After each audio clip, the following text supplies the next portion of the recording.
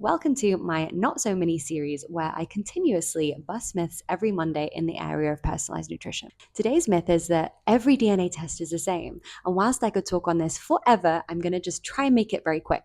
These are the 3 genetic tests that you do not need to optimize your body or your health. Number 1, disease risk testing. Unless it's a rare metabolic disease, you do not need to know what you might be at risk of. Remember, I really said might because disease risk testing is just thinking about what you may be at risk of versus what you definitely are going to actually get when you get older.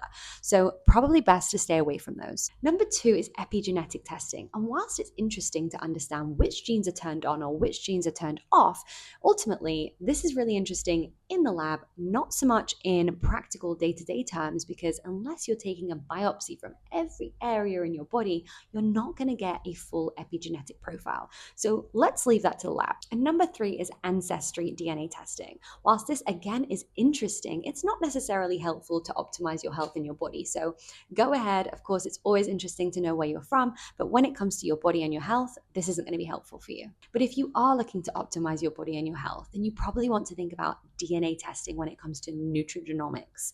This is an area of science that is incredibly powerful if done correctly. It's where we look at specific modifier genes to look to how your body responds to specific nutrients in food, supplements, and beverages, and of course, even exercise. So this is the type of testing that you want to think about if you are wanting to optimize your body and your health, but make sure you do it with a provider who is licensed and who only uses clinical testing that is scientifically validated. Make sure to save this post and send it to anyone that you think it'll be helpful to.